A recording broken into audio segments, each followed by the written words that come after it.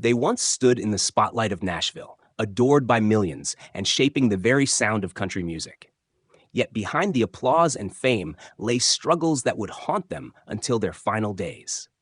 From sold-out shows to empty bank accounts, these old country music stars remind us how quickly fortune can fade. Today, we uncover the heartbreaking stories of 10 country legends who died in poverty. Hank Williams was more than just a country singer. He was the embodiment of raw emotion, heartbreak, and the unpolished soul of America's South. By the late 1940s and early 1950s, his voice dominated radios across the nation. With songs like Your Cheatin' Heart, I Saw the Light, and I'm So Lonesome I Could Cry, he transformed country music into something universal, aching ballads that every man and woman could feel deep in their bones. But while his career was meteoric, his personal life was a storm waiting to consume him. Behind the curtain of fame, Hank struggled with spina bifida occulta, a spinal condition that left him in constant pain. To cope, he turned to alcohol and prescription drugs, which slowly began to unravel both his career and his relationships. The boy who once sang in church pews and small-town venues was now a man stumbling across the stage, often unable to finish a performance. Promoters canceled shows, and fans who once adored him started to whisper about his unreliability. Financial troubles soon followed. Despite the millions his records sold, Hank Williams was no businessman. He lived recklessly, spending freely on fleeting pleasures, divorces, and bouts of indulgence. His marriage to Audrey Williams, filled with passion and chaos, collapsed under the weight of his addictions and infidelity. By the early 1950s, the man once hailed as the brightest star in Nashville was teetering on the edge of ruin. On New Year's Day, 1953, Hank Williams was found lifeless in the back seat of his powder blue Cadillac. He was only 29 years old. In his pocket, investigators found empty bottles of morphine and alcohol, the tools of his tragic escape. He left behind a young son, Hank Williams Jr., who would later rise to fame carrying both the weight and the shadow of his father's name. Though Hank's songs remained timeless, the man himself died not as a wealthy icon, but as a troubled soul, entangled in debts and estranged from stability. Fame had given him everything: adoration, legacy, and immortality through music. But it had taken even more: his health, his fortune, and his chance at peace. Hank Williams' death in poverty was more than just the end of a legend. It was a haunting reminder that in country music, pain often writes the greatest songs. His story is one of brilliance undone by demons, a life that burned bright but far too fast. Lefty Frizzell, the voice that faded into silence. In the golden age of honky-tonk, no voice was more distinctive than that of Lefty Frizzell. With his smooth, drawling style and effortless phrasing, he changed the very way country singers approached a song. George Jones once admitted that without Lefty, his own career might never have found its rhythm. Songs like If You've Got the Money, I've Got the Time and Long Black Veil cemented Lefty as a pioneer, a bridge between honky-tonk grit and modern country elegance. For a time, he was unstoppable, topping charts and selling out shows. But success was fleeting, and for Lefty, the weight of fame quickly turned into a burden. Alcohol became his constant companion, shadowing him at every stage and in every backroom bar. Promoters began to notice that his once golden performances grew erratic. Fans whispered that he seemed lost, a man struggling to control the very demons his songs so often hinted at. Financial mismanagement only deepened his troubles. Lefty lived freely, spending money as if the hits would never stop coming. But Nashville is a town of shifting loyalties, and when the spotlight moved on to younger stars, the royalties dried up. By the late 1960s, he was no longer a headliner, but a fading figure, haunted by the echo of what once was. The decline was brutal. Alcohol ravaged his health, leaving his once silky voice cracked and weary. The man who had inspired countless singers now found himself unable to even finish full sets. His marriage fell apart, friendships dissolved, and Lefty became a ghost in the industry he had helped shape. The Nashville that once adored him had no place for an aging star drowning in his own excess. In July 1975, Lefty Frizzell died suddenly of a massive stroke at the age of just 47. At the time of his death, he was far from the fortune and fame he had once known. His funeral was modest, his financial legacy nearly non-existent, and the country world mourned a man it had already half forgotten. yet his influence never truly vanished. Today, artists from Merle Haggard to Willie Nelson to Randy Travis cite Lefty's phrasing as a blueprint for their own styles. He may have died poor and overlooked, but his voice, fragile, soulful, and eternally human, still lingers in every song sung with heartache and truth. Lefty Frizzell's tragedy lies not just in poverty, but in the silence that followed his fall. For a man whose music once spoke so loudly, the quiet of his final years is the greatest sorrow of all. Patsy Cline, the songbird who fell too soon. Few voices in American music history carried the same haunting beauty as Patsy Cline's. Her velvet tone, rich with emotion, crossed boundaries that country music had never broken before. Songs like Crazy, I Fall to Pieces, and Walkin' After Midnight didn't just climb charts, they redefined what a female country artist could be. In the early 1960s, she was not only Nashville's brightest star, but also a cultural icon, admired by pop and jazz audiences alike. Fame, however, came with fragility, and Patsy's story would become one of the most tragic in country history. Behind her confident stage presence was a woman who had clawed her way up from poverty. Born Virginia Patterson Hensley, she grew up in Winchester, Virginia, in a working-class family where money was scarce and music was her only escape. Even as success embraced her, those roots of financial struggle never truly left her life. Patsy fought constantly for fair pay, often touring relentlessly just to cover the mounting expenses of her family. By 1961, a near-fatal car accident left her with broken ribs, a dislocated hip, and facial scars. But instead of retreating, she returned to the stage with an almost supernatural determination.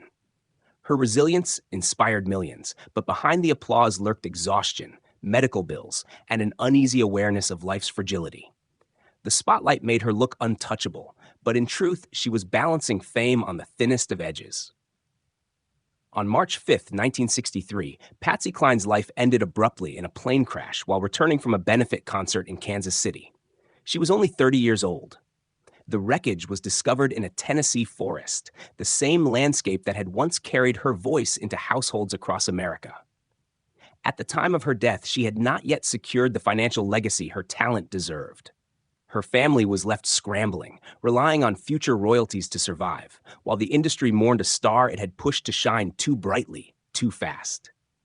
Though she died young and far from wealthy, Patsy's influence proved immortal. She was posthumously inducted into the Country Music Hall of Fame, and her records continued to sell for decades after her death. Yet the tragedy remains, a woman who gave everything to her music, only to be taken before she could truly reap its rewards. Patsy Cline's story is more than a tale of fame and loss. It is the sound of ambition, heartbreak, and resilience, wrapped in a voice that will forever echo in the hollow silence she left behind. Hank Snow, from golden hits to a quiet farewell.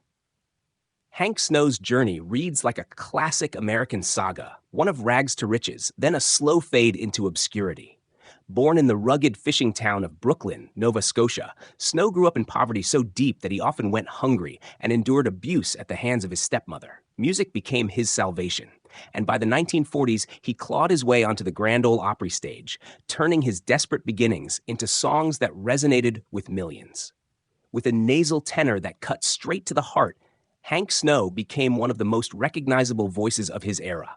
His hits, including I'm Movin' On, Golden Rocket, and I've Been Everywhere, define the sound of mid-century country music. For decades, he reigned as one of Nashville's most consistent performers, even mentoring a young Elvis Presley in his early career. To the outside world, Snow seemed untouchable, a man who had defied the odds and carved his name into history. But beneath the surface, Hank Snow's life was never as golden as his records suggested. Years of grueling tours and constant battles with record labels left him financially strained. He was generous to a fault, often giving away money to family members and charities, leaving little for himself. As the country genre evolved in the 1970s and 1980s, Snow's traditional style was overshadowed by newer, flashier stars. He fought hard to stay relevant, but Nashville can be ruthless, and soon he was quietly pushed aside. By the time the 1990s arrived, Hank Snow was a shadow of his former self. Health problems confined him to his home, and while his name carried weight in country music circles, his bank accounts told a different story. His decades of labor and chart-topping success had not translated into lasting financial security. For a man who once commanded stages worldwide, the indignity of financial struggle in old age was a cruel reminder of how fleeting fame can be. In December 1999, Hank Snow passed away at the age of 85. The world remembered him as a pioneer, yet his death was strikingly quiet compared to the noise of his career. There were no riches left to shield him, only the memory of a long, hard road paved by music and sacrifice. Hank Snow's life is a paradox. A poor boy who became a star, only to find himself once again battling the poverty he thought he had escaped. His legacy, though, remains indelible, a reminder that even legends can be forgotten when the spotlight fades. Vern Gosdin, the voice that echoed through heartache. Vern Gosdin was known in Nashville by a simple title, The Voice. His singing carried an aching sincerity, so pure and so human, that every note seemed to bleed with lived experience. Songs like Chiseled in Stone, Set 'em Up Joe, and I Can Tell by the Way You Dance weren't just hits. They were confessions set to music. For a time, Vern was one of country's most respected balladeers, a man whose storytelling rivaled even the giants of his generation. But like many before him, his triumphs would not shield him from tragedy, and his end was marked not by fame, but by quiet poverty. Born in rural Alabama, Vern's childhood was steeped in gospel and bluegrass. Alongside his brother, he first found recognition in the Gosdin brothers, carving out harmonies that hinted at something greater. By the late 1970s and 1980s, Vern emerged as a solo force, and Nashville finally acknowledged his gift.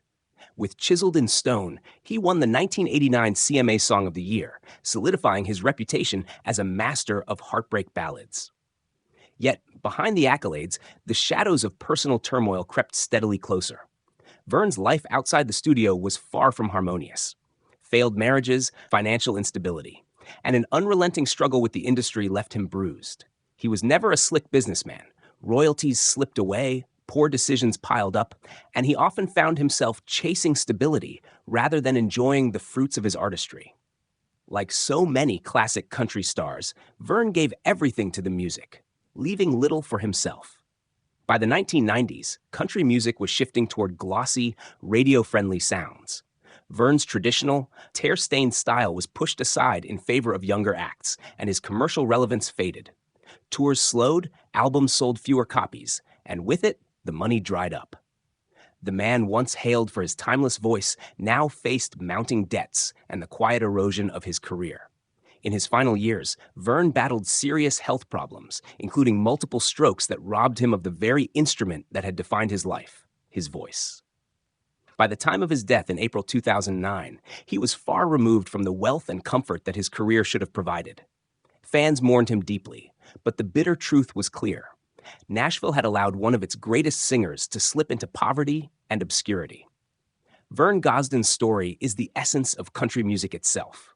Heartbreak, beauty, and tragedy intertwined. His voice remains immortal in recordings. Yet his life ended in the silence of financial ruin, a cruel contrast to the glory he once knew. Johnny Paycheck, the rebel who paid the price. Few figures in country music embodied rebellion as fiercely as Johnny Paycheck. With his gravelly voice, scrappy attitude, and outlaw spirit, he became a working-class hero. His 1977 anthem, Take This Job and Shove It, captured the frustrations of blue-collar America, catapulting him into superstardom. For a brief moment, Johnny was everywhere. Radio, television, and sold-out honky-tonks. Yet, true to his name, Paycheck's fortune slipped through his fingers, and the man who gave voice to defiance would die broke, worn down by the very excesses that made him famous. Born Donald Eugene Lytle in Ohio, Johnny's rise was anything but easy. He cut his teeth as a sideman for legends like George Jones and Faron Young before striking out on his own. His tough exterior and outlaw persona resonated with fans who saw him as one of their own, a man unafraid to spit in the face of authority. But behind that rugged charisma was a reckless streak that would ultimately undo him. Johnny lived fast. Drugs, alcohol, and a volatile temper followed him everywhere.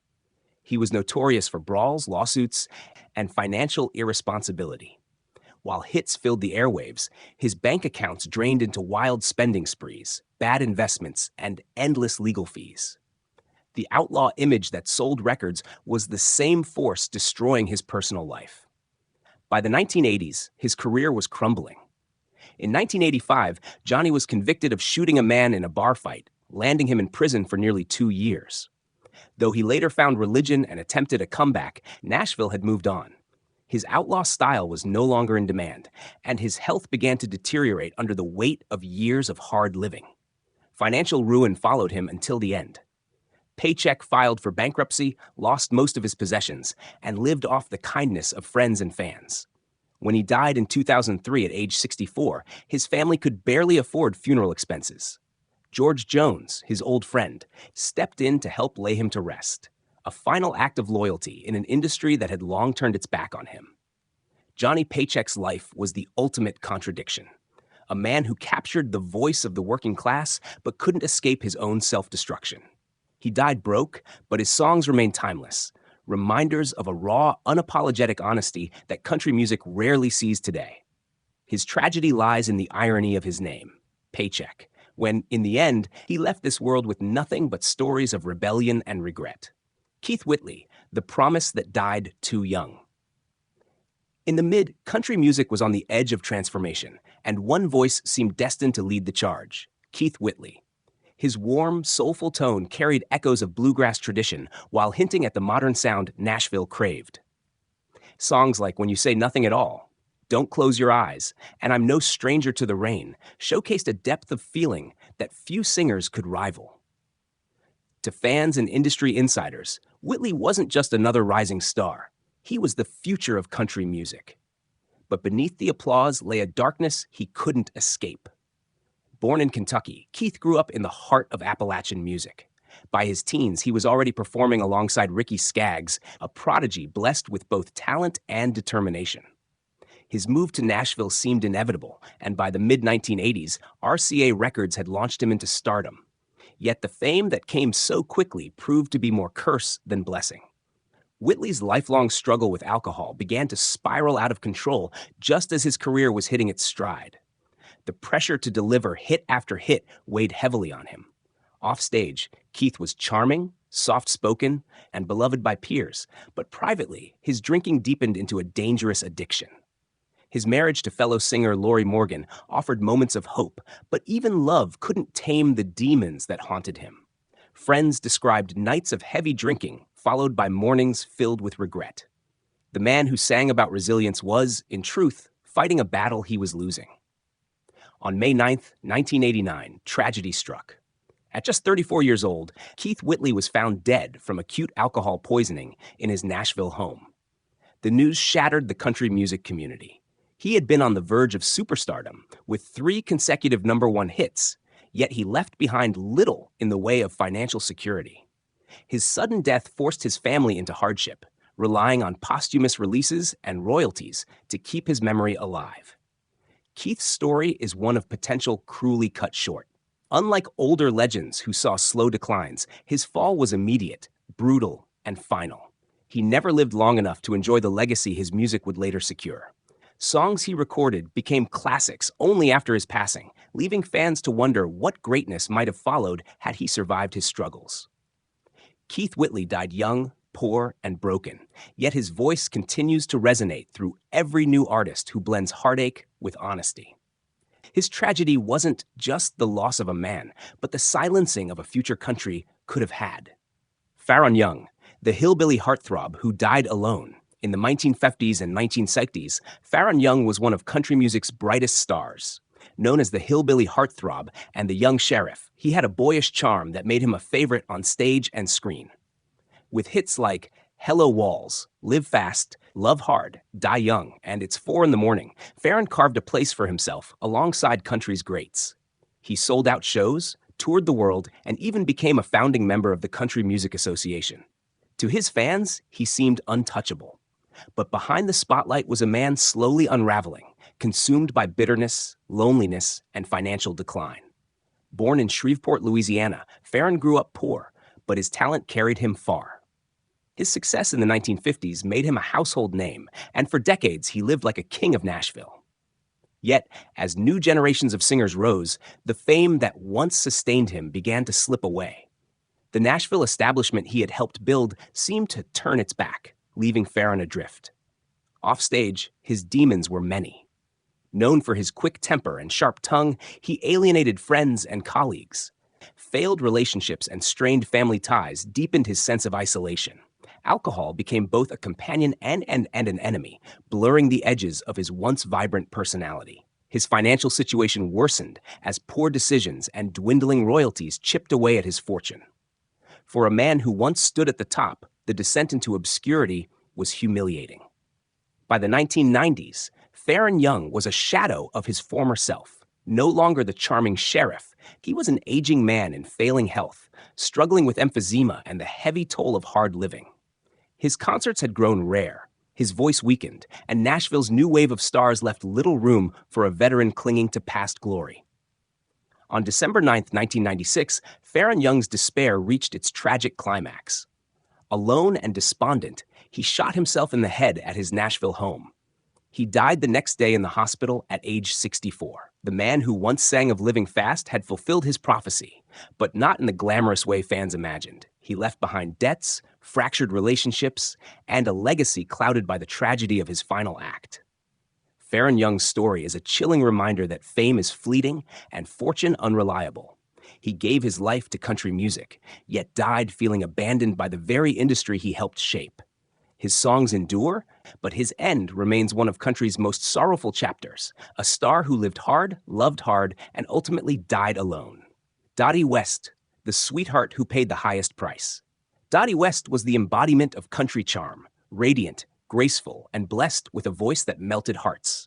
In the 1960s and 1970s, she stood among the queens of Nashville, remembered for hits like Here Comes My Baby, Country Sunshine, and unforgettable duets with Kenny Rogers, such as Every Time Two Fools Collide.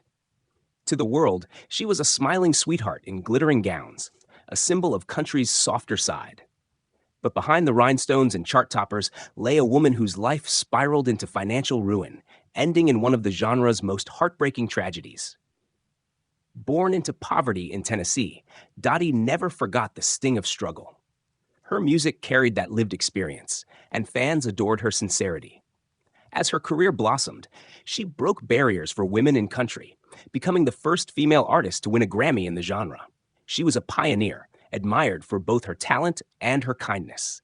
Yet Dottie's generosity and trusting nature often led to poor financial choices. Lavish spending, risky investments, and mounting debts chipped away at the fortune she once seemed destined to secure. By the 1980s, the tide had turned.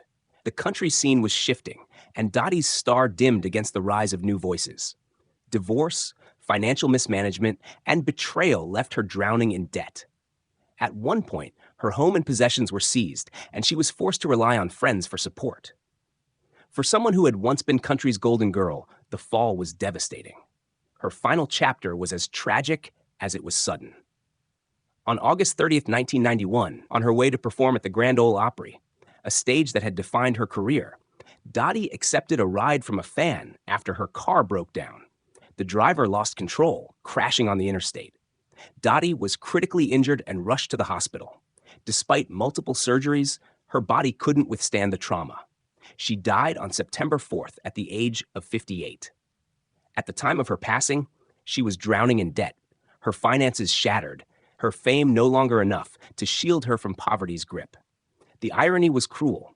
Dottie West died as she lived, devoted to her music and her fans, yet betrayed by fortune and circumstance. Though her end was tragic, her influence never disappeared. She paved the way for future generations of women in country music, her sweet voice echoing in every artist who dares to sing with vulnerability and grace. Dottie's story remains a haunting reminder that even country's brightest sweethearts can fall victim to the harsh reality of fame and fortune. Spade Cooley, the king of Western swing, who lost it all. For a time, Spade Cooley reigned supreme. In the 1940s and early 1950s, he was celebrated as the king of Western swing, leading a big band that blended country twang with the jazzy rhythms of swing. Crowds filled ballrooms to hear hits like Shame on You and Detour, and Hollywood even cast him in films alongside Roy Rogers. With his tailored suits, movie star looks, and charismatic stage presence, Cooley seemed as destined to be remembered as one of the great innovators of American music. But his story would not end in glamour. It would end in disgrace, poverty, and violence. Born in Oklahoma and raised in California, Spade's rise was meteoric. He fronted one of the most popular Western swing orchestras of the era, earning fortunes from touring and record sales. At his peak, he owned a sprawling ranch, rubbed shoulders with Hollywood elites, and lived a life of excess. Yet, beneath the polished image, his private world was crumbling. Cooley was notorious for his temper, his womanizing, and his controlling nature, especially toward his wife, Ella May. By the late 1950s, his career was already waning. Rock and roll was pushing swing and big band country out of fashion, and his fortunes began to dry up. Worse still, his violent tendencies escalated. In 1961, his dark side came to light in the most horrifying way. Cooley was arrested for brutally murdering his wife in front of their teenage daughter. The shocking crime sent waves of revulsion through the country music world. Overnight, his reputation was destroyed and his wealth evaporated as legal battles consumed him. Convicted of first-degree murder, Spade Cooley was sentenced to life in prison. The king of Western swing became a convict, his once bright career reduced to a cautionary tale of downfall and disgrace. Behind bars, he faded into obscurity, far removed from the ballrooms and stages that once adored him. In 1969, after serving 8 years, Cooley was granted a temporary furlough to perform at a benefit concert. That night, after finishing his set, he collapsed from a massive heart attack and died backstage at the age of 58. He left behind no fortune, no glory, only the chilling memory of a life consumed by violence and ruin. Spade Cooley's story stands apart from other country tragedies. While many stars lost everything to addiction or mismanagement, his destruction was born from his own brutality. He died disgraced, impoverished, and forgotten, a stark reminder that talent cannot redeem a corrupted soul. His legacy remains a cautionary tale. Even kings can fall, and sometimes they deserve to.